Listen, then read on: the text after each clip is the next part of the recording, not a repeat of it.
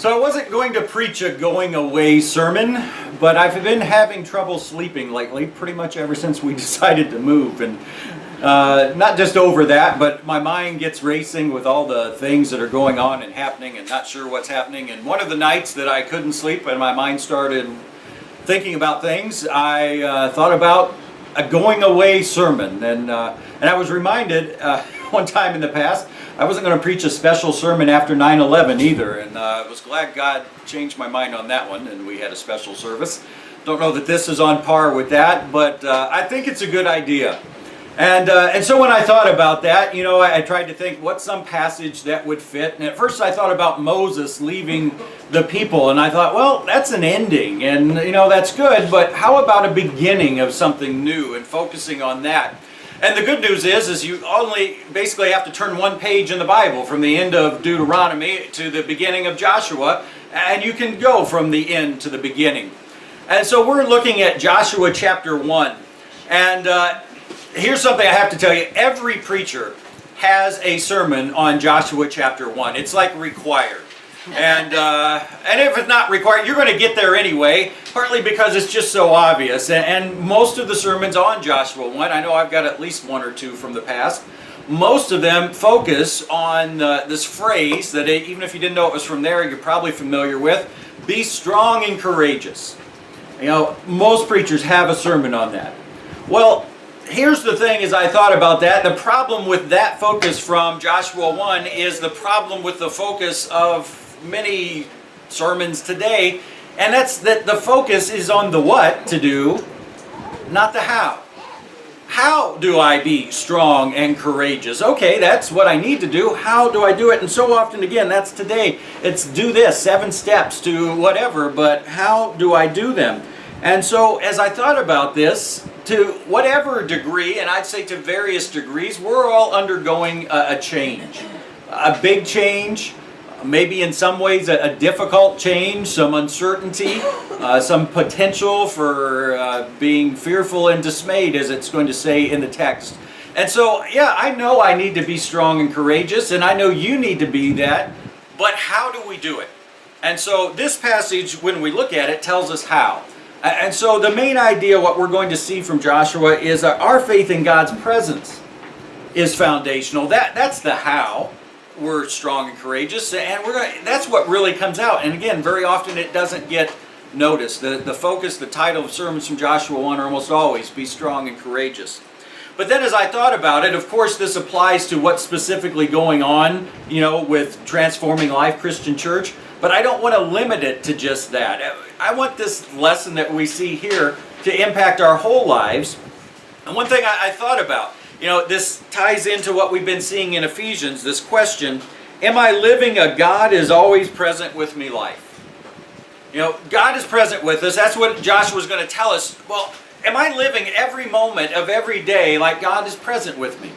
And it reminded me a little bit of Ephesians, this idea of am I walking according to my calling? Am I walking like someone who has a relationship with the God of the universe every day? And so there's going to be some overlap there, but that's the question. Am I living a life that every moment of it is impacted by the fact that the God of the universe is present with me in a special way? And that's really our goal. So let's look, Joshua chapter 1, starting at verse 1. It says, after the death of Moses, the servant of the Lord said to Joshua the son of Nun, Moses' assistant, Moses, my servant, is dead.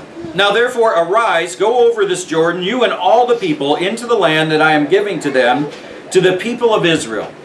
Every place that the sole of your foot will tread upon, I have given to you, just as I promised Moses. From the wilderness and this Lebanon, as far as the great river, the river Euphrates, all the land of the Hittites to the great sea toward the going down of the sun shall be your territory. No man shall be able to stand before you all the days of your life. Just as I was with Moses, so I will be with you. I will not leave you or forsake you. Be strong and courageous, for you shall cause this people to inherit the land that I swore to their fathers to give them. Only be strong and very courageous, being careful to do according to all of the law that Moses my servant commanded you. Do not turn from it to the right hand or to the left, that you may have good success wherever you go. The book of the law shall not depart from your mouth, but you shall meditate on it day and night, so that you may be careful to do according to all that is written in it. For then you will make your way prosperous, and then you will have good success. Have I not commanded you, be strong and courageous? Do not be frightened, do not be dismayed, for the Lord your God is with you wherever you go. Awesome passage. Again, you've probably heard it. If not, you've heard things from it. But let's look and see not just how it impacts us as a church in a period of major transition, but how it impacts each one of us in the things that we face in life. So let's look at the beginning verse there. It says, after the death of Moses, the servant of the Lord. And this is another one of those verses, those phrases that we all know. If you know the story at all, Moses dies, Joshua takes over. Okay, let's move on. But stop and think about this for a moment. Here you have this nation of Israel that, 400 years ago when they went to 440, when they went down into Egypt, they weren't a nation, they were a family. And then they grew into the nation over the 400 years in Egypt. And they probably had elders that, had some degree of leadership among the people, but there was no one formal leader until Moses came along. And so for 40 years, when he met them in Egypt and led them out, and then you remember the 40 years of wandering because of their lack of faith, he was their leader. He's the only leader they had ever known. And he's the only leader they really expected to know, at least for a while longer. It's not like today that we're calling for term limits for some of our leaders, like, we've had enough of you. We're done. No, they wanted Moses to be with them. This was totally unexpected. Now, obviously, when Moses, and you remember the story, the second time they needed water and it came from the rock, the first time God said to strike it, he did. The second time he said to speak to it, Moses struck it, and God said, you can't go into the land. And we're not going to deal with why exactly, but from that point on they knew. But prior to that, it was totally unexpected that they would be going into the land and Moses would not. Well, as we get ready for the end of our meeting together as Transforming Life Christian Church, it is just as unexpected for us as it is for you. We did not have any plans. We knew a little bit before you, but not much. There was no thought at all prior to Memorial Day. That gives you some idea of the timeline here. This was unexpected for us, it's unexpected for you, and so you can begin to see the parallels with where they are. Well, after the death of Moses, the servant of the Lord said to Joshua, the son of Nun, Moses' assistant, Moses, my servant, is dead. That struck me. I just see Joshua's like, yeah, I know, God, that it's spread around the camp. Pretty big deal there, Moses dying. We're all aware of it. But I think what he's doing, God is saying this obvious thing to put it into context. Here is where we are. This leader we expected, the one you've always known and relied upon, yeah, he's gone. Then look what he says, now therefore, and here's a therefore that's not, in the text of a teaching matter, but it's something to do. And when you see therefore, what's it there for? Well, this one's a little different in the sense of it's not what you expect. Usually you see therefore and it's like based on this, it just follows this. This one's different. Moses has died. Now therefore, arise, go over this Jordan, you and all the people, into the land. The natural therefore might be Moses is dead, everything's in chaos, what are we going to do? But God says, Moses is dead, now therefore, go into this land. Go and do into the land that I am giving to them. He's talking to Joshua, giving to them the people of Israel. So what's God's plan now that Moses is dead? Go into the land. The same plan it was before Moses died. Do you realize that? God's plan was not dependent on Moses. God's plan was not dependent upon one person. It wasn't tied to him.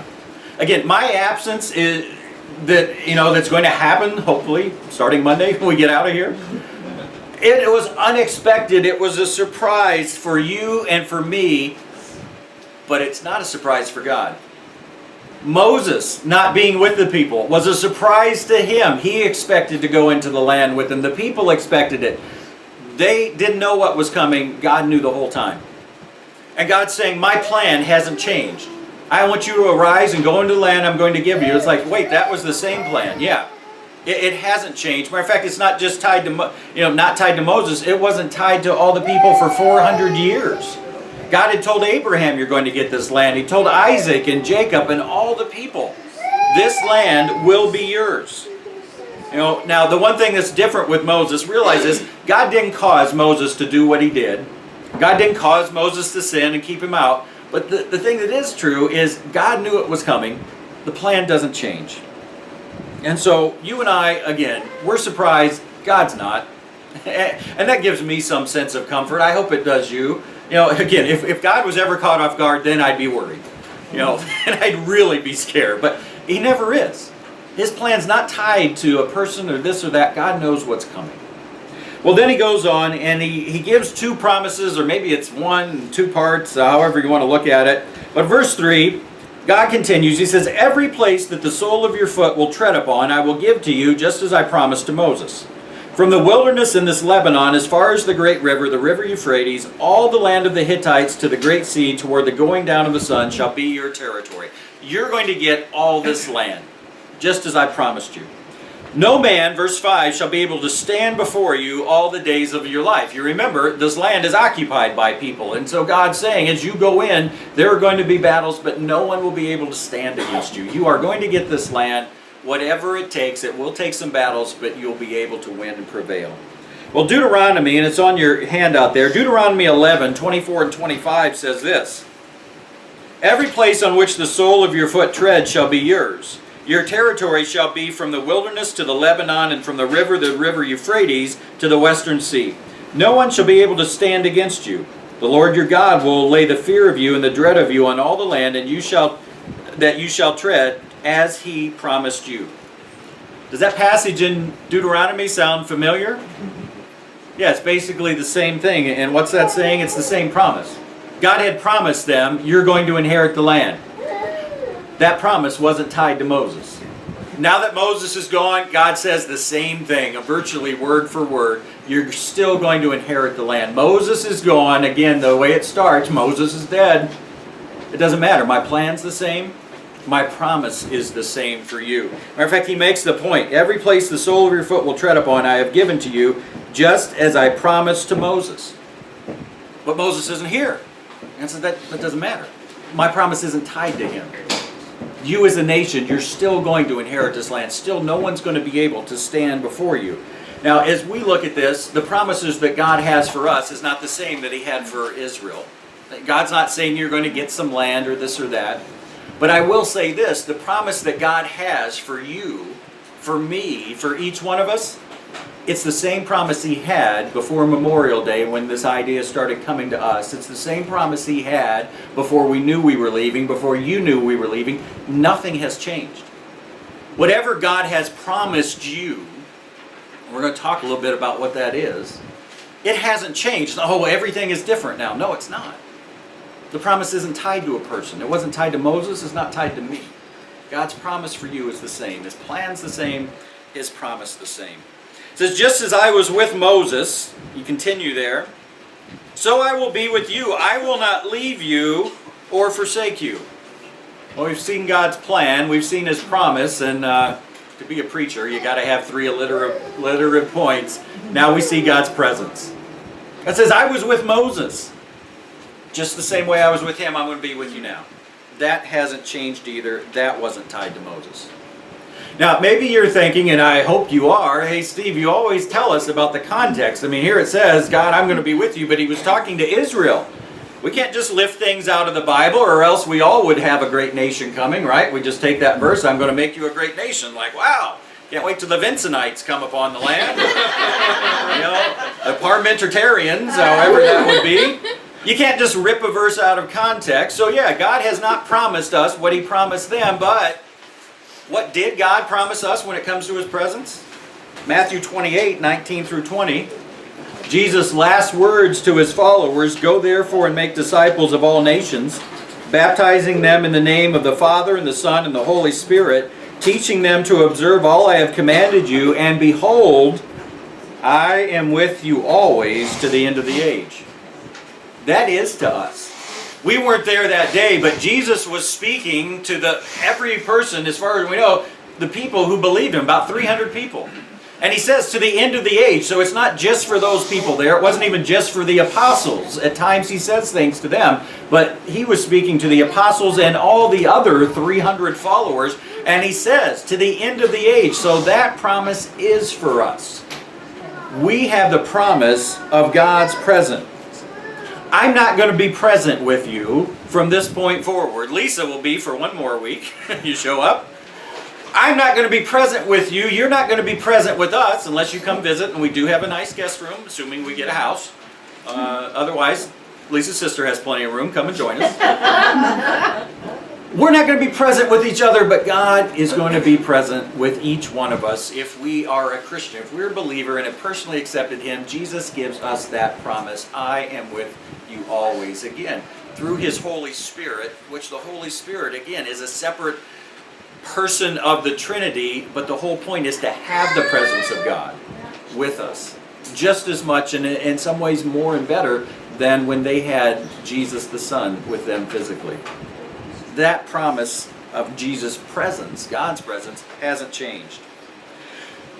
Now we get to this verse that people usually focus on. Verse 6, be strong and courageous. For you shall cause, talking to Joshua, this people to inherit the land that I swore to their fathers to give them.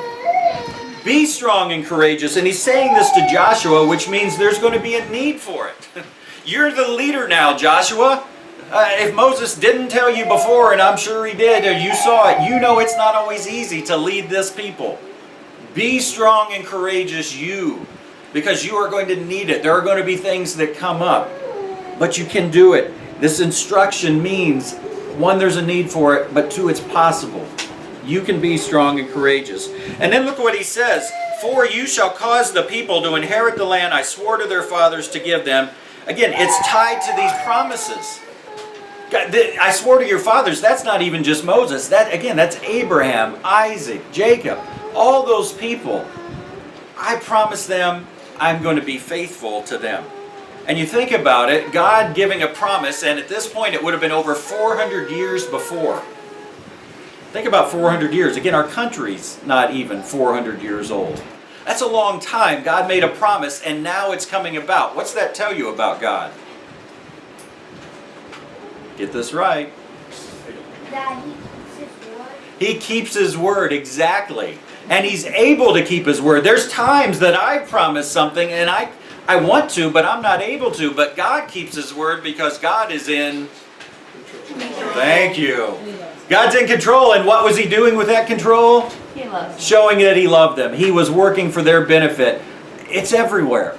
God is in control. He's able to keep His promises because He's in control, and He wants to keep His promises because He loves us. And that's what you're seeing. Because I made this promise 440 years before this. More than that even. That's when Israel, the family just came down. More than that. And He's now keeping it. So He says, only be strong and very courageous, being careful to do according to all the law that Moses my servant commanded you. Do not turn from it to the right hand or to the left, that you may have good success wherever you go. 3 times in this passage, God says, be strong and courageous, or be strong and very courageous. Here's the second one. He repeats it, and this time He ties it to being careful to do according to all the law that Moses, my servant, commanded you. Part of being strong and courageous is following through, and part of following through is being strong. They go together. To be able to be committed to God and realize God's not calling for perfection. He knows none of us is going to be perfect, but He does say, I need you to be committed to all the law that Moses, my servant, commanded you. It wasn't a suggestion. The whole thing. You don't have to be perfect, but you do have to be committed to it. And I realize to do that, you're going to need to be strong and courageous. You're going to face situations where to be committed to what God says to do is going to be difficult. It's going to be tough. You'll have to be strong and courageous. Well, you look what he says there. He says also, do not turn from it to the right hand or to the left. And I thought, what's he saying there? And I think what he's saying is, you know what, as you're going down generally, don't go a little bit to one side or the other saying, you know, God, basically I'm following you. I realize I'm making a few changes here and there. I'm cutting some corners on some things. It's all good, right? And God says, no. Because when we go to the right or to the left, eventually you keep going that way and you're pretty far off the path. And so God says, no little changes here or there, no little side trips. Stay on my path, just like Moses commanded you.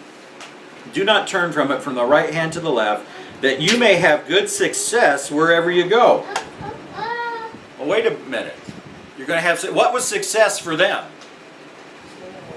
Getting the land. Getting the land. Well, God just said you're going to get the land.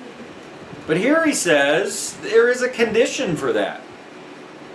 Obey the law that I've given you. Don't turn from the right hand or to the left. Again, not perfect obedience, but full commitment. And so, again, very often, and we'll look at it. Look, God told Israel they get the land. Yeah, he did, but he also told them there was a condition for it. You do have to obey me. You do have to be committed to me. Well, being committed requires being strong and courageous. Being successful requires being committed, which requires being strong and courageous. It's all tied together. And again, God's promises for us are different. God's plans for us are different. But whatever plan God has for you, whatever plan God has for me, one, I'm going to have to remain committed to Him to see it through. And two, to be committed, I'm going to have to be strong and courageous. And to be strong and courageous, I'm going to have to remember He's with me all the time. And he goes into that. Verse 8. This book of the law shall not depart from your mouth, but you shall meditate on it day and night, so that you may be careful to do according to all that is written in it. Now, I was looking and I got ready for the sermon, this book of the law. What's that mean? And some people, well, that's just the part of Deuteronomy that talks about commands. Do this, don't do that.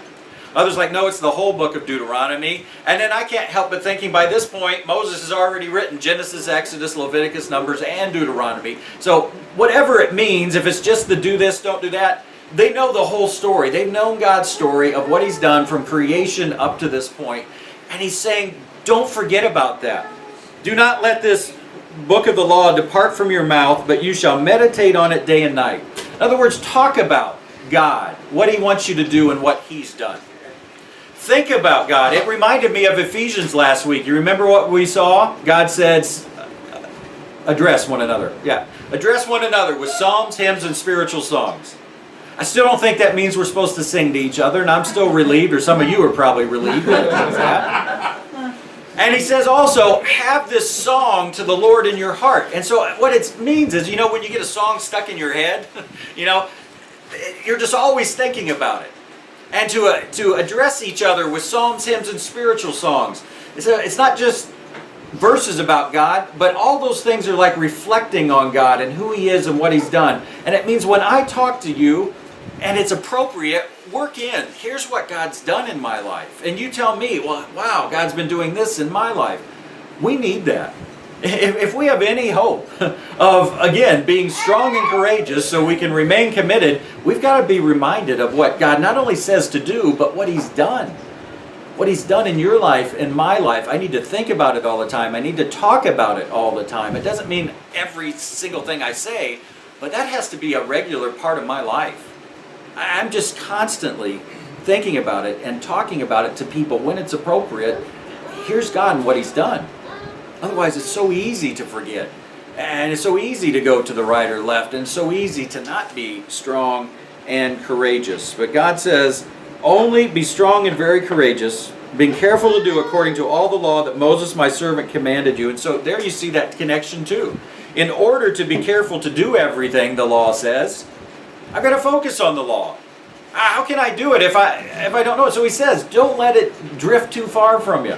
Don't go days without digging into the Word and knowing here's what God wants me to do and here's what underlies it. Again, the Bible as a whole shows it's not just we need to know what to do. We do need to know that. But even more, we need to know how. God, how do I do this? How do I be strong and courageous so I remain committed? And God says the how is remember I'm with you always. And then we have also seen in Ephesians, and you can even see it underlying here, is the why.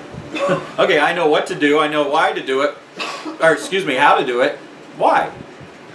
Well, because God has always had this promise with the nation, He's telling them. I've always wanted to have this relationship with you.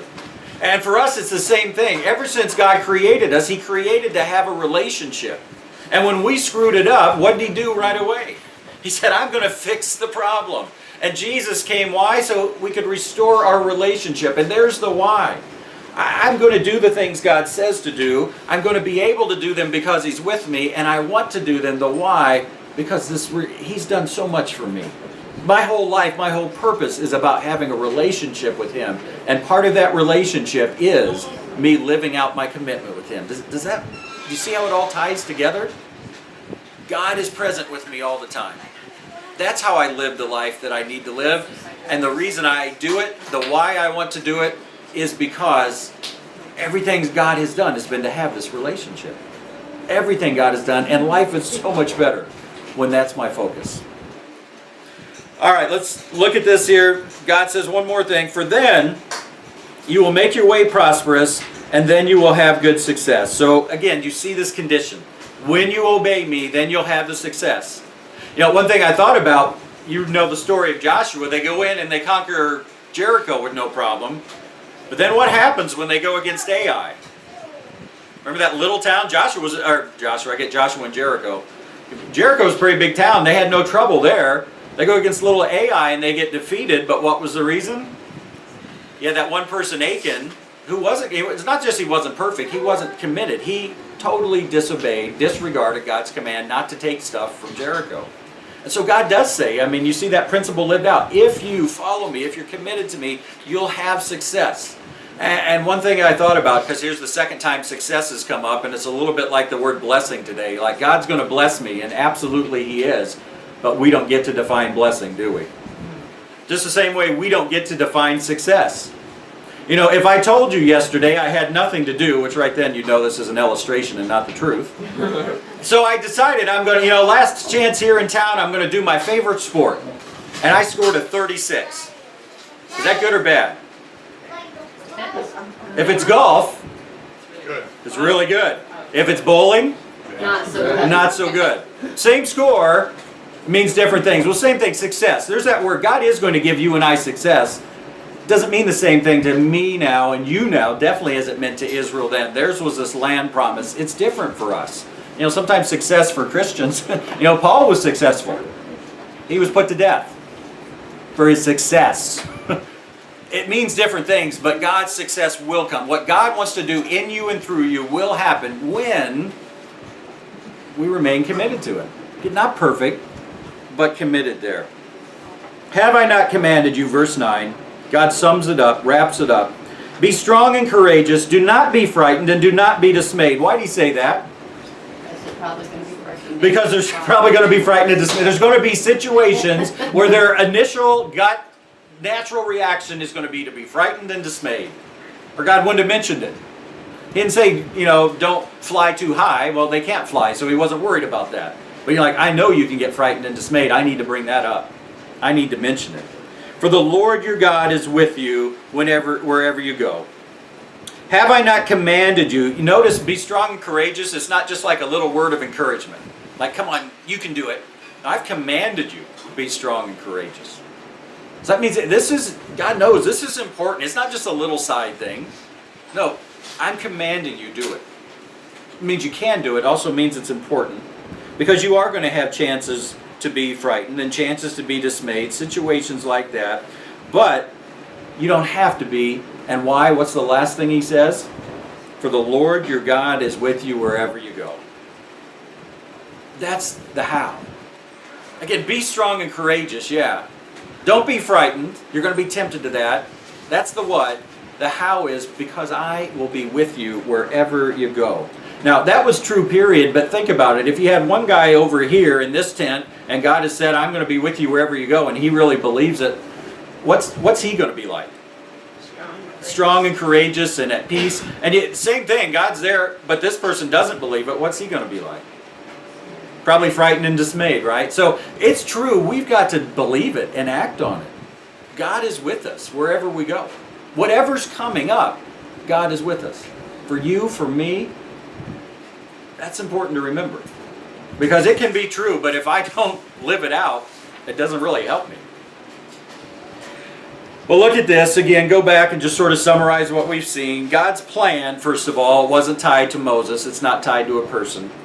You know, one thing I thought about this is, I don't know what's going to happen. I don't know what church you'll find. I don't know what church we'll find. And there was a part of me as I'm going through my notes and just in general, it's like, I wonder if I'll find a church experience I've liked as much as the past 2 years at Transforming Life. And some of you said, like, Steve, I really like hearing you. And I'd like to say, yeah, definitely you will. Maybe not. This may have been the pinnacle of our church experience in some way. You're like, but it prepared us for something if that's the case. And the problem is, and this is part of American Christianity too, it's all about me.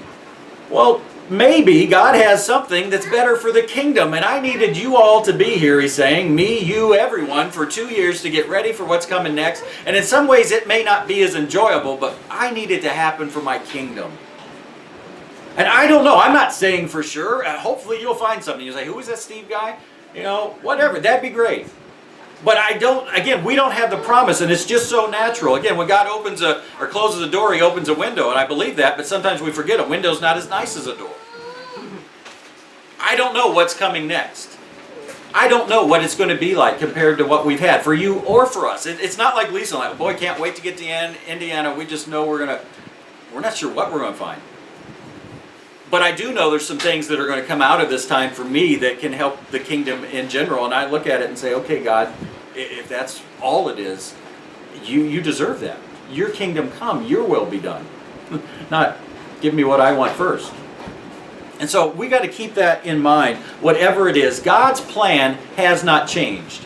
Our situation has, and maybe what we thought the plan was going to be has changed, but it hasn't. God has a plan for you that he's been leading up to this whole time, and it is exactly what he knew it was before Memorial Day, before we decided, before we told you. It's the same thing. God's plan isn't tied to a person, to me being here. Also, God's promises aren't tied to a person. And God's promises for us aren't the same as they were for Israel and Moses. God's promises for you specifically aren't the same as for me. But God's one promise is the same. I will be with you always. And that's the last thing. God's presence isn't tied to a person. It's like, I just don't know how I'm going to face what's happening because I won't be able to get together with this church family. I won't be able to, hear Steve. Whatever it is, God's presence isn't tied to that.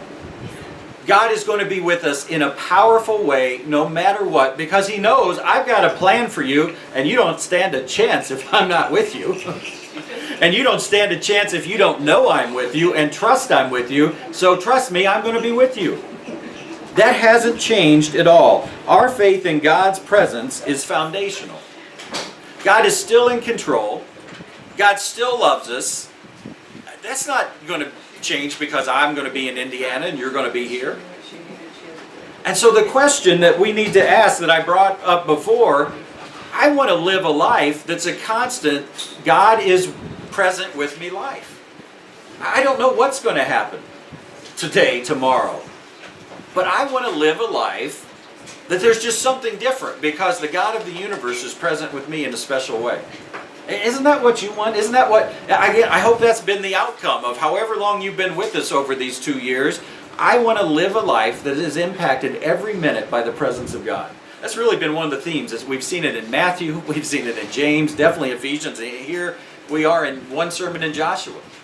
That's really what it is, and that's really what is going to impact the world, is when believers live a life that is impacted every moment by God instead of just showing up on Sunday and being a little better than I was the day before or the year before, but not really any different than the world. That's what we need to see. Last thought I had as I was going through this, again, God's plan and promises are tied to his presence, but they're also tied to our obedience. We've seen this as we've gone along too. We don't have to be perfect, but we do have to be committed. And we saw it as we went through Genesis in our Tuesday night Bible study. These people, and you had this balance of God had this plan that never changed, but when they made choices that were just plain wrong, if not sinful, there were consequences. And so it all does tie together. We need to be committed. We need to be obedient. But then you see this cycle, the way that I can be more, the thing that's going to help me to be committed and obedient is to remember God's present with me. And so, again, I experience God's presence as I'm committed. God's presence helps me be more committed. You see this cycle, and God has promised, God starts it. I will be with you always. Live this life for me, Follow the plans I have for you. Trust in the promises I have. I'll be with you. You can be strong and courageous. Why? Because I won't leave you or forsake you. No matter what, no matter when. Well, I think every time we come to a passage, there's a root problem. There's something that's underlying it. And as I thought about today, as we're like, okay, we need to be strong and courageous. And we can do that because God's present with us. What's the root problem? To me, it's this. It's not that I doubt God's present with me. Again, if we were all to take our, Bible quiz exam, is God present with Christians? We absolutely, yes. God is present, true. We know the answer, but I think sometimes we don't realize the impact. God's present with me, okay, but I'm facing a really tough situation and I don't see God. I see the difficulty here. I see we've had, I don't know how you handle moving. We don't handle it well. It is like the most stressful time. And we have said a few times, our whole family has had this, and as a matter of fact, I said, I apologize for what I've done, I apologize for the things that are coming. But we've also said, if God hadn't worked in Lisa and I over the past, definitely a couple years, maybe 10 years, I don't know how we would have handled. This is the most stressful move we've had, but we've handled it better than we ever would have. There are times it's been very tense, but it would have been a lot worse. And so as I think about that, again, God's present with me, and I always would have said, there never would have been, oh, God's not with me. But I didn't really stop and think sometimes like, oh, because He's with me, here's what it means, here's what it does, here's how significant it is. And I think that's the root problem. Yeah, we know God's present, but we don't know just what that means, how important it is, how much it can impact our life. And so, to use the analogy that fits the Joshua situation that's coming up, we dip our toes in the water sometimes. We're facing a situation, and I know God's present with me, but still I can see the difficulties. And so, you remember what God's going to tell them when they get ready to cross the Jordan, right? And it's the priests leading the way, but they're the leaders, they should do it. When they were at the Red Sea, what happened before they walked through? The waters parted. Now, it'd still be a little freaky to see the waters on each side and walk through, but they parted first, and then He said go. But when they get to the Jordan, God tells the priests, I'm not going to stop the Jordan until you step your foot in this river that was at flood stage. You can't just tip your toe in it and say, okay, I'm waiting for it to stop, I'm waiting. And I think sometimes we do that. We dip our toes in the water. If you're a Norah Jones fan, she has a song called Toes. I don't know if it was inspired by this, but it's an incredible song.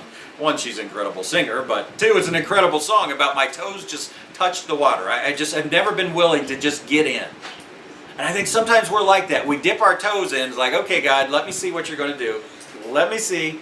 You haven't done it yet, God. And God says you got to step. That's the key to overcoming the root problem of not being so sure about just how important and what all God's presence means. The root problem is I just dip my toes in. The key to overcoming is you got to step. I can't wait. At some point in life, we know we're first starting out. Just like when Israel was first starting as a nation, God said, okay, I'll part the water first. But now He says to them, you got to step first. And I think He does the same thing in our lives.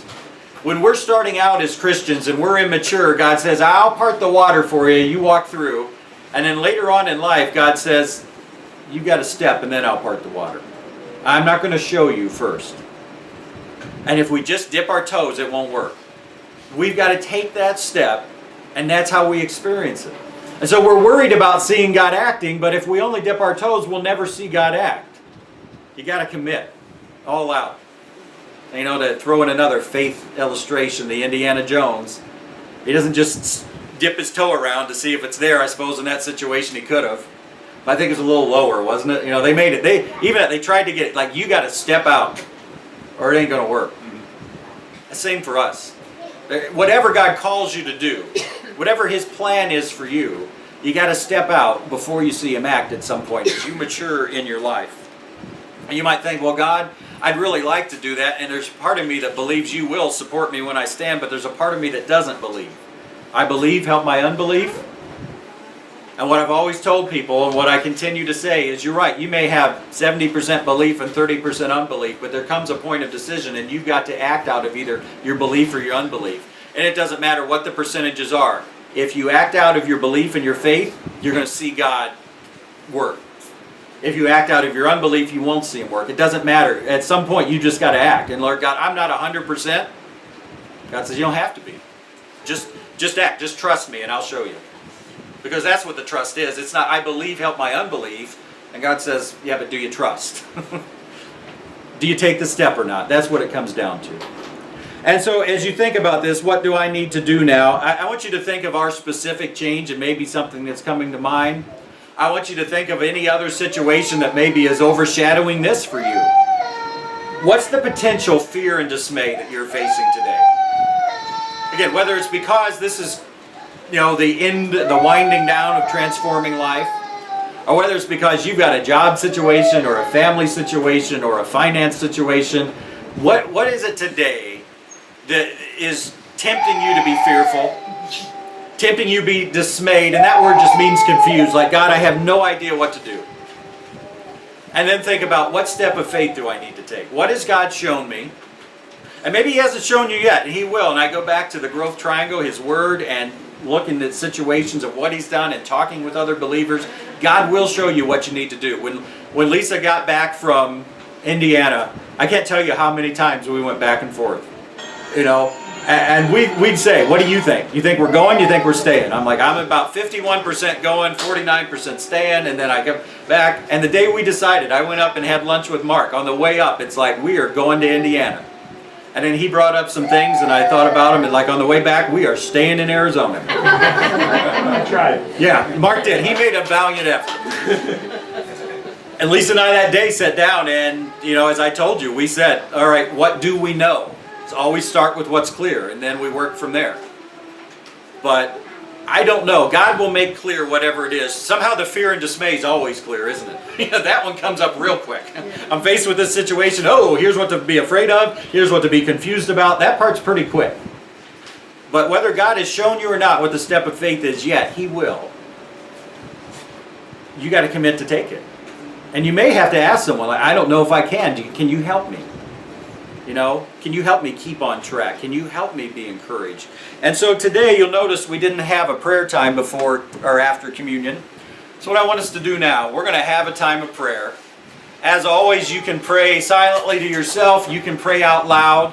But I want us to pray about whatever situation you're facing. I want us to pray that we're reminded of, or God reminds us, we remind other people about His plans and His promise and His presence. I want you to think about the steps that either you see and you're afraid to take, or you don't see yet, which makes you more afraid, dismayed, because I don't know what to do yet. I think that's it. New thought there. Write that down. Don't put the pins away yet. Fears when you see what the step is and you're afraid of it. Dismays when God, I don't know what to do. Tell me. I don't know. Are you ever going to show me? Am I ever going to know what to do? Lisa and I had some of that. Are we ever going to know what's the best thing to do? Or are we just going to have to act and, flip a coin and hope? And that brought some dismay. I can't tell you how much stress. It's like, as much as we don't want to move to Indiana, we want to know, what are we supposed to do? Because not knowing was even worse. And there was a point where He said, God will make it clear. He hasn't yet, but He will.